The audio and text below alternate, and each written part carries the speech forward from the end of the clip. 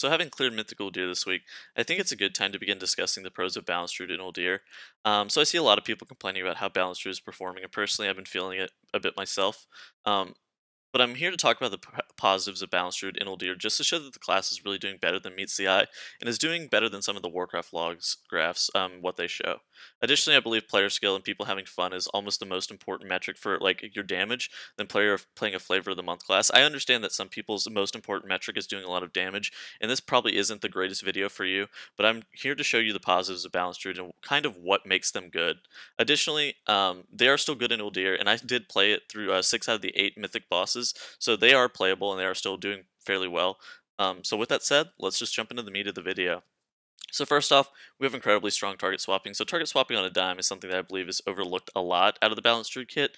The ability to bank up Astral Power and then instantly swap to the Plague Amalgams on Vectis, the Corpuscles on Fed Devourer, Zyzax on Mithrax, and even the Gibbering Horde on Gahoon, are all times where banking Astral Power is really beneficial, whereas many other classes have to take a while to ramp up or ramp their target swapping ability, whereas you're in kind of total control of your target swapping ability, and you have like a large burst of initial burst in terms of your target swapping, which will help carry you damage-wise in your target swapping on these high-priority targets, such as like the Plague Amalgams of Vectis. They have to die before they have 2 casts go off. The Corpuscles need to die before they start healing, stuff like that. So being able to target swap on a dime is very beneficial, and I think overlooked as a whole.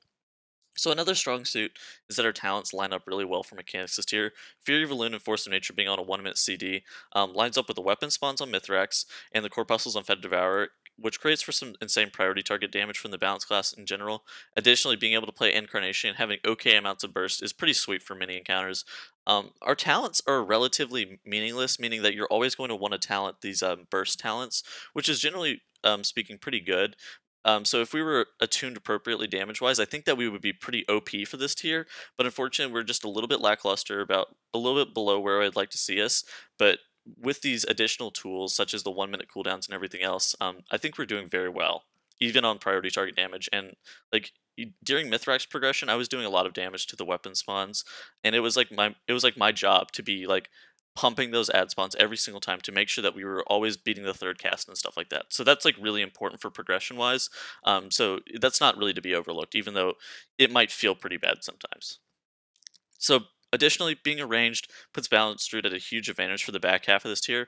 Ranged DPS this tier have very few restrictions in the number of allowed in their compositions, whereas melee are far more restricted due to the mechanics required from the players. And additionally, there are some class-specific buffs that are required for melee to bring, which really fucks over some of the spots and allows you to be a little bit more restricted in your composition.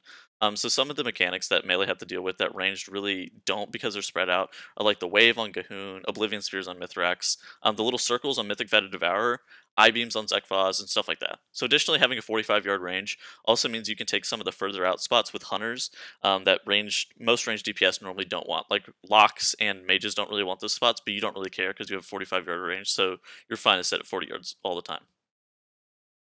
The final very strong suit of Balanced Druid that I believe that they have over classes is that they lose very little single target damage to spec AoE.